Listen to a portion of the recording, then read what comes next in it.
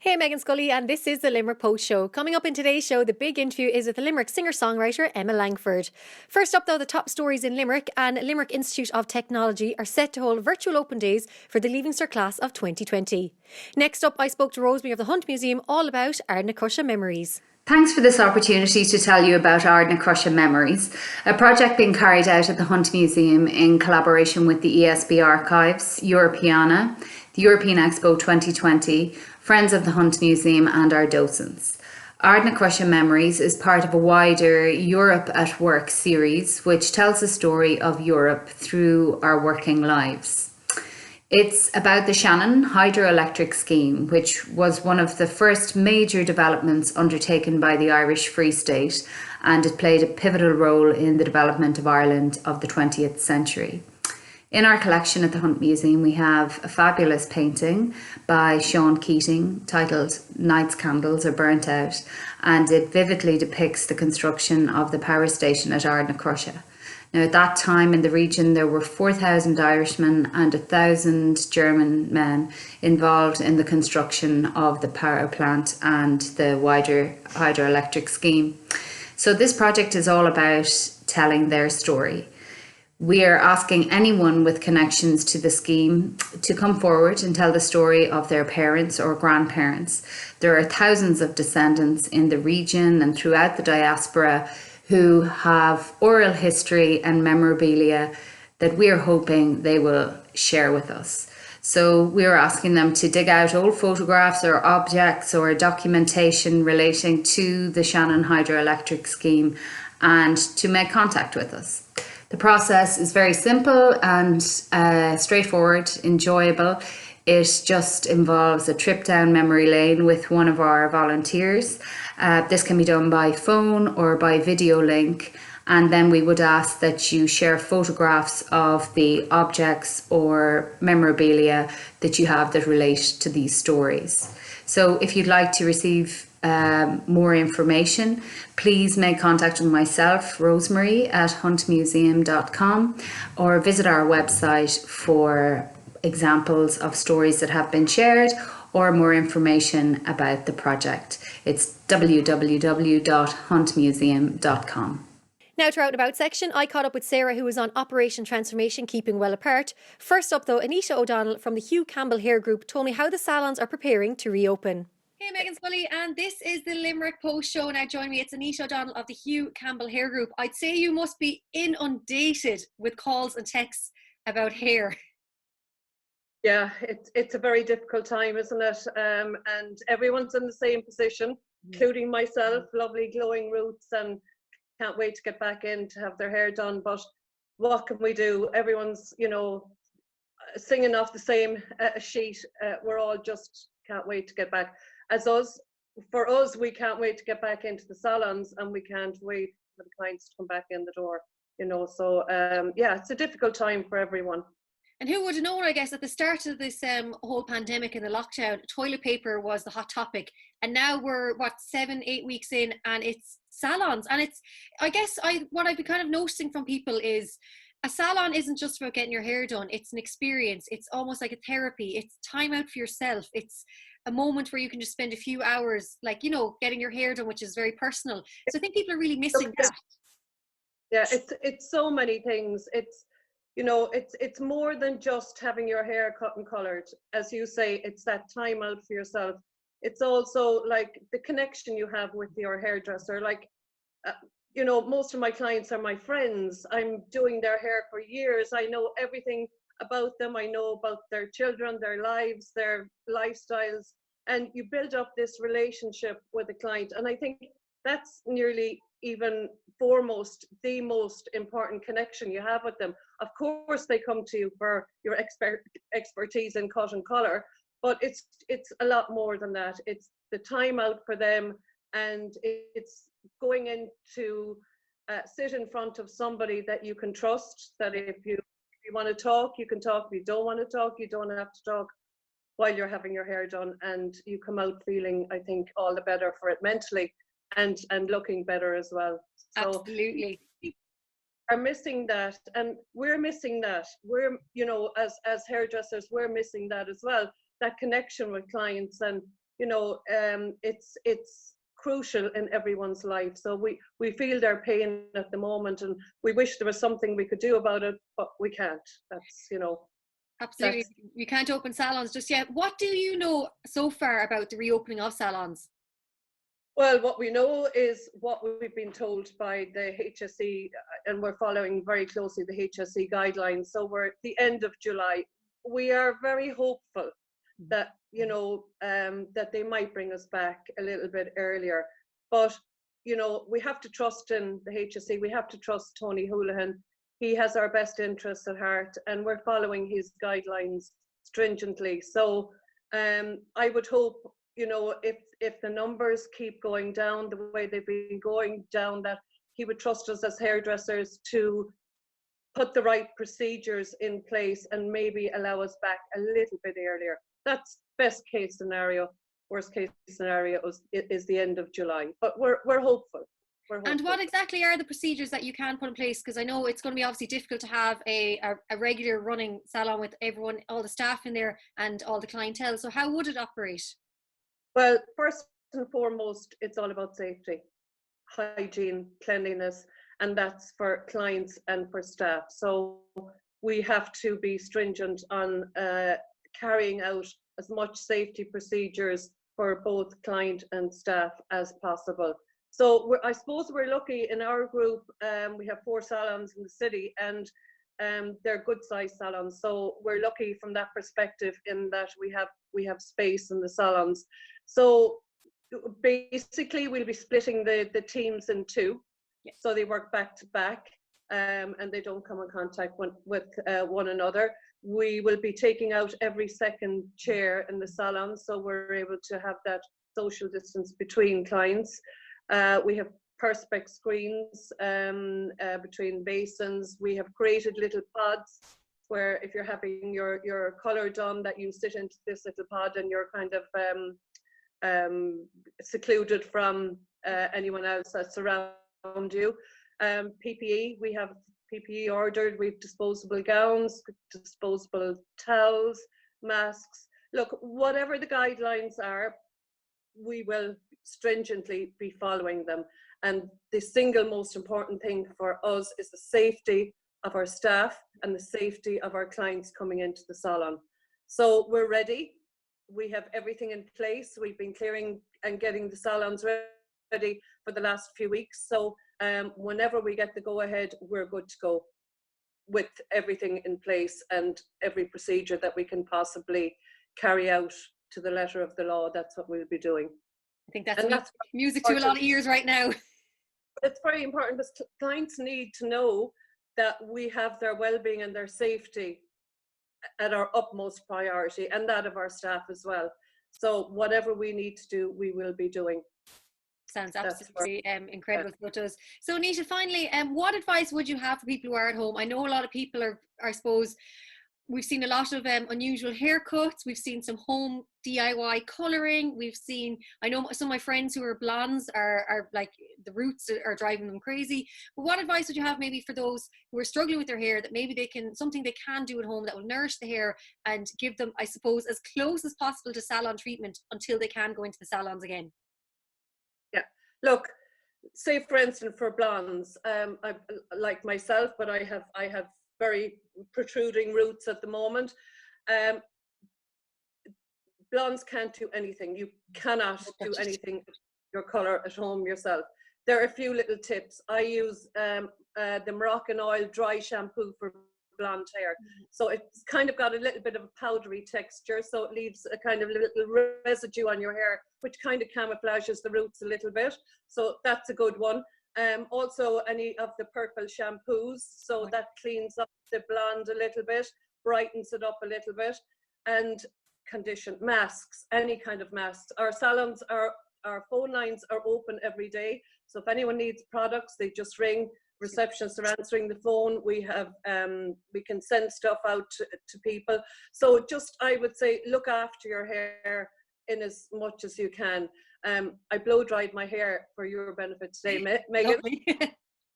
I'm in 8 weeks and it felt a bit normal, but I've been kind to my hair for the last 8 weeks. So I've been leaving it dry naturally. I've been loading it with a mask, a conditioning mask for my type of hair, and no electrical appliances on it. So that, you know, leave conditioner in. If you look, we all have press full of products that we never get the time to use. Now is the time to use it. Your hair will be all the better for it. So when you shampoo your hair, leave your shampoo or your conditioner or your mask in for 10 minutes, half an hour, however long you can possibly leave it in. Stay away from electrical appliances. Brunettes then are, you know, you've got the root touch sprays to camouflage the roots and all that. I see people going around with fairly bad roots at the moment, and we'd love to be able to help clients in this time. We'd love to be able to, but we have to follow HSE guidelines. We are part of the Irish Hairdressers Federation. We're a L'Oreal salon, and we have to go with their guidelines in not providing colour for clients from 100% safety aspect. Yeah. We have to stick to those guidelines, and we trust the professionals and we listen to them, and that's why, you know, unfortunately we can't do anything like that at the moment.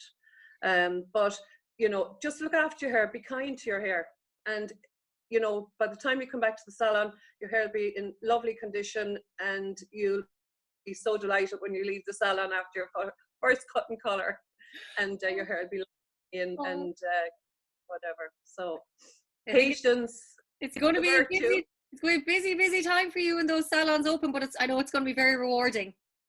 You know, for businesses, and it's going to be the same for all businesses. It's going to be difficult to make it viable for business owners, because we're going to be working at a reduced capacity. Yeah. But what we're trying to concentrate on is reducing the contact time. So all our staff are coming together over the next few weeks and putting our heads together to try and speed up techniques a little bit, so that we're reducing the time the client is in the salon and reducing our contact time with the client in the salon. So we're working kind of behind the scenes from a colour perspective and cutting as well, to try and come up with techniques that might take a little bit of time off the contact time in the salon. So we're busy behind the scenes getting ready to make that journey through the salon as fast as possible and as pleasant as possible. But it will be a different experience. Yeah. It's going to be a different experience for us as hairdressers and for the client coming in the door. But safety for staff and clients is our priority. And however we make that happen, that's the way it's going to be.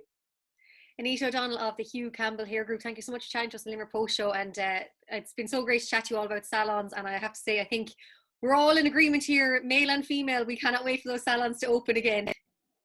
Lovely to talk about hair. Everything else we've been talking about recently. So yeah, can't wait to get back to work and see all our clients. And if any of them are watching, just to let them know we really, really miss them. I just can't wait to get back. Anita, thank you so much. Thanks, Meghann. Welcome back to the Limerick Post Show with me, Meghann Scully. I'm delighted now to be joined by Sarah Ryan. I presume you all recognise her, I should say, of Operation Transformation. How are you getting on? Hi, I'm good. How are you? I'm so good. I have to say, I sat down to watch the new series of Operation Transformation, Keeping Well Apart, and on come the Ryans from Limerick. So I was like, as soon as I saw you guys on it, I was like, right, I'm watching every week to see and follow it. And I have to say, I really enjoyed that series. Yeah, it was really good, and I think they have a good reputation anyway, you know, Operation Transformation does, and it was a really good, you know, wholesome family, I suppose, show, and yeah, it was great. We really enjoyed it. Bring us back to how you got involved in it now. For anyone that didn't get to see the series, it was a specialised series that was done for lockdown. Oh, here's Cooper.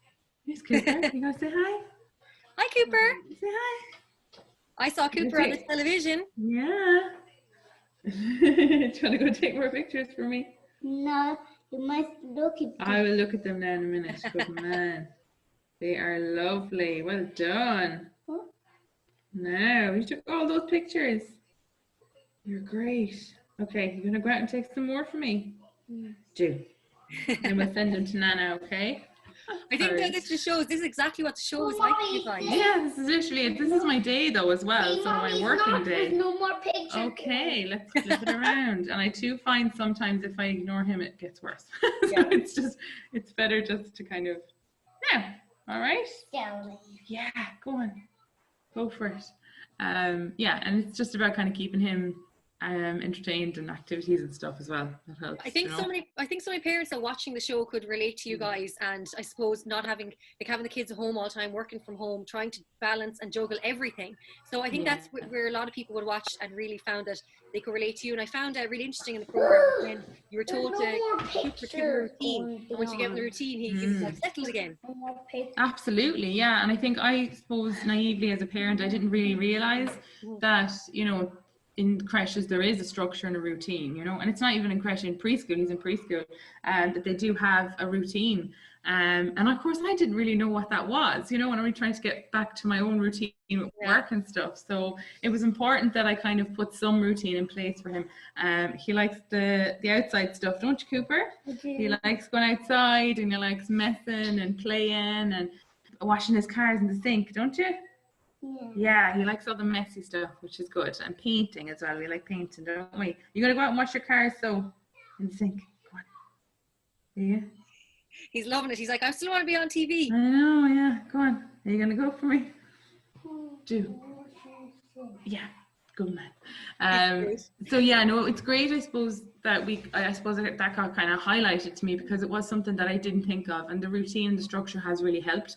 And it's not massive things, you know. It's just having a sit down in the evening, put a plan together, a few little things that will structure the day a little bit better, even around the food, you know. So structuring the little snacks and things, and that really helps me as well, because I can structure my, you know, my meetings and my calls then in around those, so that there's things that aren't overlapping, and I'm not trying to feed Charlie and Cooper while I'm on a video call or something, you know. So yeah, it really made sense. I think it's really interesting, because I suppose even for everyone, for every age group, having a structure in the lockdown is actually, you know, it's vital. I think the first few weeks we're all a bit like, oh, we're at home, we're working from home, we don't have to look, we don't have to do this, we don't have to put on our clothes, and we can stay in our pajamas. I think after a few weeks we all got a bit like, okay, now I need structure, I need something to kind of keep my day going, because as I said, this is just going on longer and longer. Definitely. And I think for me, especially because, you know, my day at work is structured, and there's just some hours that, you know, I really need to focus, and there's other hours that I know I can't, and I just kind of give in to the fact that, right, this period of time is just for the boys or whatever it is. And I felt that if, like at the start, I wasn't giving anything my best, you know, whereas now that I have a bit of structure in the day, it means that I can give them my focus and attention, and then get my work done that I need to get done as well, you know. And talk to us about getting involved in Operation Transformation, how you applied for it, and then getting maybe the call to say, look, you're going to be on, and then suddenly having like cameras there and having to film all your life, and to show, I suppose, everything. So I suppose I've always loved the show. I love how it's a real holistic picture, you know. It's not just your weight loss or whatever it is. And of course this show wasn't related to weight loss, it was just really helping people that were struggling through this time. And at the start we really were struggling a lot, you know. We were really stressed out at the weekends, facing into another week where I would be trying to juggle everything during the day, and then Dave would come home and I kind of just throw everything on him. And, you know, we weren't communicating well, and we weren't enjoying it, like enjoying the evenings or the weekends even, because we were just so stressed and worried. So I saw, you know, the advertising for the show, and I just applied. I said, look, you make a little video, 2 minutes, on how it's affecting your life, how the restrictions are affecting you.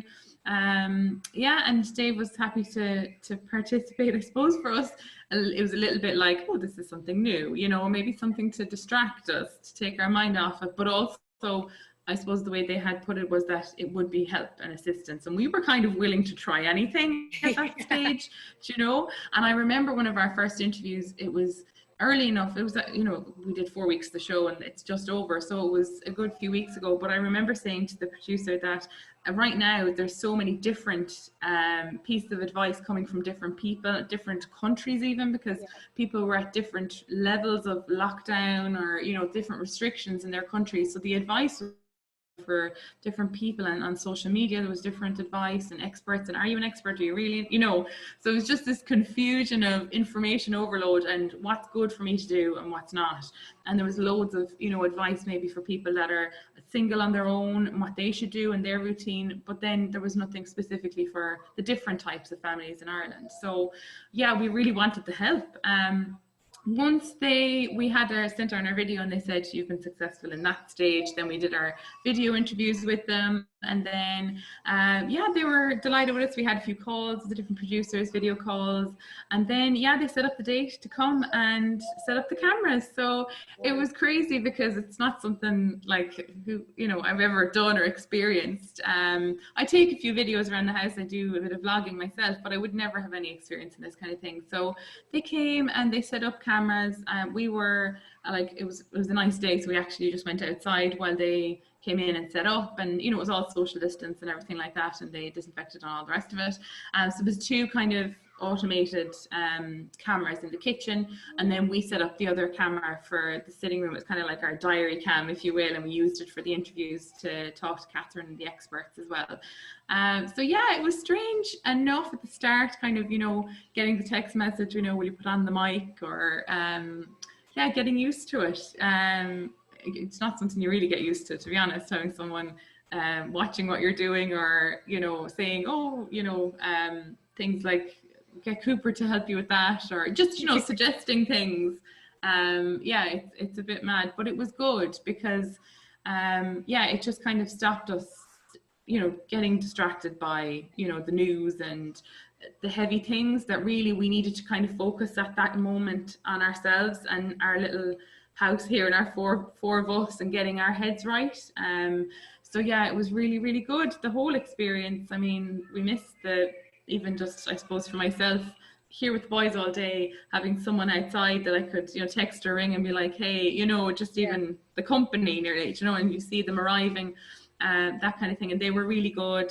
There's some days where there was a lot more stress and pressure on us, where they were, I suppose, a lot more easygoing about what they wanted to film. They kind of maybe cut days short or whatever it is. So they were they were really good, and anyone that we worked with on the show has been great, and the experts were unbelievable, at our beck and call constantly. So they seemed really good too, and I found just the stuff was really interesting and just really informative, and like you said, it was stuff from experts and it was easy to follow, and I just thought that's why I really enjoyed watching it. Another thing I have to say that jumped out was Cooper's haircut. I think a lot of us can relate to that, especially growing up when we were younger, and but even now everyone's trying to cut their own hair at home. Yeah, absolutely. Now it's mad because we've been for our walks and that, and any neighbours that would see would comment, oh, I saw you got your hair cut, your hair is lovely, Cooper, and he just no go at all. He's like, I don't like my hair, so he's gassed. I mean, Dave didn't look anything up. So I fixed it since, so hopefully it's okay now, but I mean, the damage was done. So yeah, we're looking forward to the barber's opening again so we can get his haircut properly. We're all looking forward. I know, I'm the same, Ruth. Can't wait. Has it been now that the cameras are gone, it's effectively over, but I suppose you've got all these tips now off them and all this advice, so how are you going to pan out the next couple of weeks? So yeah, I suppose we have the tips and advice, but it's really to keep it going, keep the momentum, and I think if there's days, and there has been days where I've just been a bit lazier than others, I kind of think, okay, I need to kind of bring back the structure and bring things back, because I can see Cooper getting bored and getting irritated and things. So I know that these small things that I put in place are effective and will work. We've had good days and bad, and I think that's like everyone right now could see. It's I suppose, the uncertainty of what the next few weeks will hold. So yeah, up and down, and I think we have learned to communicate a little bit better amongst ourselves, and that kind of positive phrasing with Cooper really helps as well. So just to keep those things up, and I suppose we put them in practice in the first place, and we know they work. It's just to remember to continue with them, and yeah, they're not massive things, but they really help make the day much better in the evening, and yeah, we can have a bit of fun and enjoy ourselves as well, It's so funny, I have to go do my food shop today, and I've been gearing myself up for it. I'm writing down my shopping list so I can just get in, get it, and get out, so I know what it's like. Yes, I know, yeah, I know it's tough doing the shopping. yeah, we just kind of do a bit of the local shop every now and then. But yeah, the big shop is, you have to plan it. And I forget that I'm feeding, like, there's 4 of us here now, you know, because I suppose when Coop or Charlie was a baby, it was just bottles. But like, he eats so much now because he's, you know, moving. Yeah, you really have to think about and plan out the meals. But there's some fabulous meals on the Operation Transformation website that are really kind of handy, you know, family meals. Nice for something different, you know, when you can't get out to a restaurant. I know. Yeah, I'm missing an all night out for a meal. But it's important that we. Oh, can you hear me? Actually, probably. Yeah. So it's important that we, like, you know, try different things as well. You know, just for a change. Sarah Ryan, it's been an absolute pleasure to chat to you on the show today and to learn more about Operation Transformation. And I have to say, I thoroughly enjoyed watching you guys on the show. And I think, you know, you're so relatable as well. And I hope Cooper and Charlie now are going to behave themselves now for the next couple of weeks. Hopefully, fingers crossed. Thanks so much for having me, Meghann. Thanks so much for chatting to us. Talk to you soon. Welcome to the Limerick Post Show with me, Meghann Scully. Now she needs no introduction at all. It is Limerick singer-songwriter Emma Langford. How are you getting on? I'm good. I'm not too bad, all things considered. I have to say, I love your setup there. I mean, it just looks so professional, and I'm loving the teddy bear in the back and everything. It looks great what you have. Yeah, nothing says rock and roll star like a teddy bear in the background. Oh, I'll tell you, I know I have a teddy bear here with me for 30 years and I'm like obsessed with it. Moral support, you need it. Exactly. So Emma, the reason we're chatting to you today is it's actually nearly a year since we last spoke, that time in 101. But you've got another new song out, Mariana, which I absolutely adore. Can you tell me about the song? Well, I can't believe it's that long since we talked. I know. Yeah, the song, I suppose, I wrote it a couple of years ago now. I had just come back from traveling in Argentina, and I'd met a woman there that really inspired me and really touched my heart. And I wanted to write something for her in her honor. And it took a while for it to come, and then I actually lost a friend who I had met when I was traveling in South America, and this really amazing girl who was dying to, she wanted to be a translator, and she wanted to come to Ireland, and she wanted to travel the world. You know, she was just one of these incredibly charismatic people, and she died very suddenly. And then the song kind of came to me through that as kind of, I suppose, therapy in a way.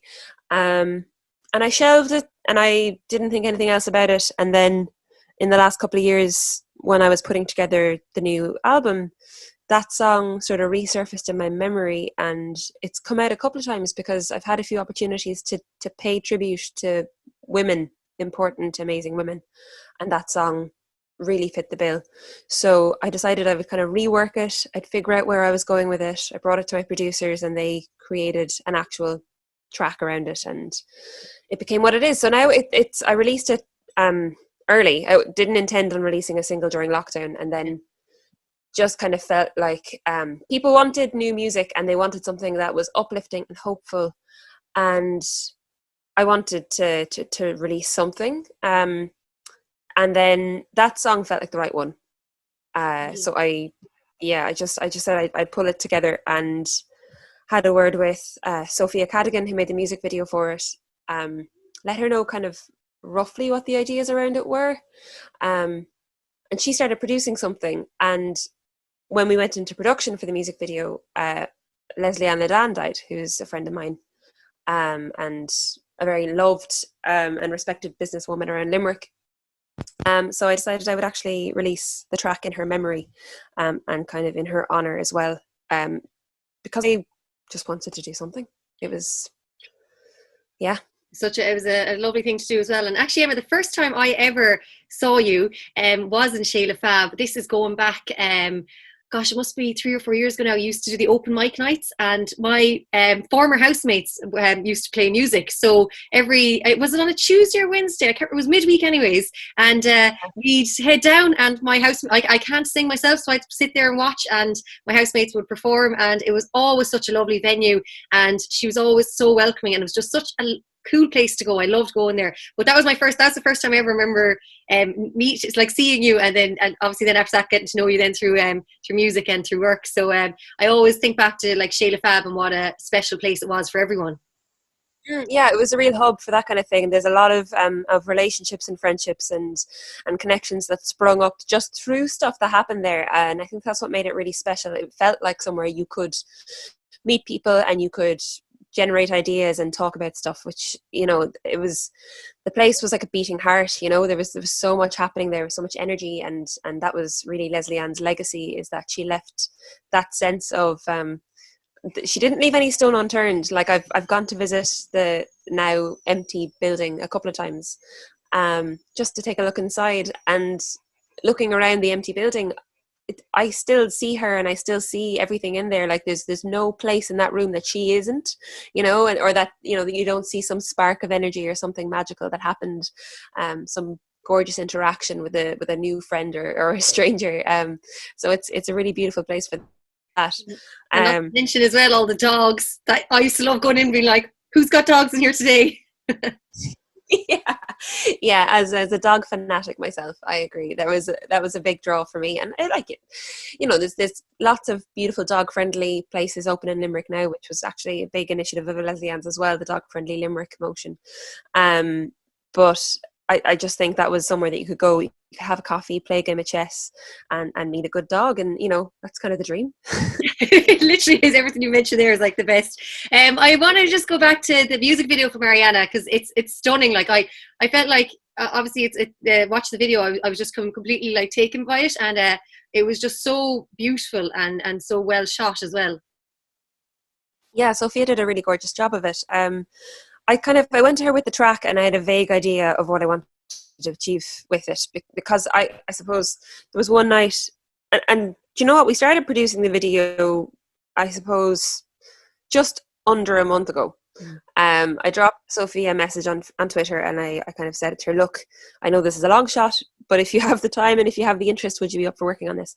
And what happened was I was standing in my own kitchen in my own dressing gown, looking around at the tap dripping and at the sweeping brush leaning against the wall and the dust and the debris of the day that had just passed. It was 2:00 in the morning. I couldn't sleep. I looked like shite, and I caught my own eye in the mirror, and I kind of went, you know what, there's a beauty to this as well. And there's something to those moments of stillness and reflection that I want to capture the strength of that. I want to capture the beauty of those moments in our lives where you can stop and you can take stock and you can decide tomorrow is going to be better. And you can find that place in your own mind. You know, we can't go outside right now very far. We can't go to the places we love physically, but we can go there in our minds, and we can find that strength in ourselves as well. So I dropped Sophia a message, and thankfully she's exactly as cracked as I am. So I sent her this big rambling message about kind of what I wanted to achieve, and she came back to me. She's like, yeah, got it, no bother. And in 2 weeks, between herself, she's living with Paddy Casey and with Paddy's daughter Saoirse. So between the three of them, between the three of them, they put it together. Sophia was the driving force behind it, and Paddy, she describes as the muscles to hold the gimbal. Saoirse was the production assistant. So between a lot of them, they pulled something really, really beautiful together in 2 weeks in isolation. And that was the incredible thing, because Sophia was kind of saying, oh, I only have like 2 very basic cameras, I don't have like steady cam or all that kind of stuff that you'd need for a full production. But she didn't let it stop her. She kind of put it all together and made something that looks like it was made by a full team of professionals. Like I never would have guessed that was made in lockdown. I genuinely would not have. So I'm like literally like, wow, because it just shows really, I suppose, that you don't need all the big setup either. Once you have like I said, just a camera, you can go. And I even think nowadays with us and Liverpool Show, once we have an iPhone, like we can shoot and take interviews and everything. So it's just great to see the way that everything is changing. But how are you finding lockdown as a musician and as someone who is so creative? I'm finding I found it really challenging initially, just to adjust and adapt and get my head around the very stark reality that it's a very long time before I'm going to be able to be back on stage. And that's just, and now they've released the new phased plan as well. So, you know, gigs are phase 5, and realistically that could be next year, which does mean that I'm going to have to find a new way of working. we're going to have to rethink again, I think, how we're approaching our careers, which is challenging and quite daunting. But I have found it really good in terms of it's backed me into a corner. I've had to figure out how to use technology in a way that I never had to before. Like, it was an option before, but now I have to. I don't have a choice. It's bringing me closer to a lot of people. I'm connecting with people a lot more than I would have before. And you know what? As someone who I'm not someone who thrives in groups or thrives socially. I quite like talking people one-on-one, and I like kind of my own space. I like to be able to pick and choose when I spend time around people. So it kind of suits me to a large degree as well. That being said, I really miss pints, and you know, I miss all the little pleasures of just going into town and meeting people. But I'm doing okay generally. Yeah. I know you do. It's funny. It's the simple things. You mentioned there how you could earlier that you can go. So you know we can't go to certain places, but we can go there in our mind because we've been there before. And I even find I'm looking back on my photo memories on my camera phone from like last year and the year before, and I'm like, oh, you know, that was such a lovely moment. And instead of looking back feeling sorry, I look back and I think, oh wow, like, you know, all those special moments we had, and you know, we'll have them again. We just don't know when. But I suppose now I feel like we're going to come out of this and be so grateful for, as you said, literally going for a pint, going for a coffee, sitting down, sitting beside people, not having to like stay away, and being able to, I think, even just see someone and give them a hug is going to be like the most amazing moment for us all. For sure, yeah. I've said it a few times now. I'm not looking forward to the big social gatherings as much as I'm looking forward to not being afraid to hug someone I love. You know, that's, and not being afraid for someone's health and safety if I go too near them. Yeah, that it's wild. That's a simple thing, but there's people all over the world that have had to deal with this for so long, outside of the context of a global pandemic. People who just this is the way their society has had to function in the past, and we're getting a taste of it. It's not nice, but I think it is really giving us a sense of gratitude and compassion for those people. Absolutely, it is. Emma Langford, it's an absolute pleasure to talk to you again, and I can't wait till we can be in studio chatting together and not have to be so socially distant. And as said, Mariana is out now. It's a beautiful song. It's obviously a beautiful tribute as well, and the music video as well. So thank you so much for sharing that with us during lockdown as well. For these stories and so much more, head over to limerickpost.ie/show. I'm Meghann Scully. This is the Limerick Post Show, keeping Limerick posted.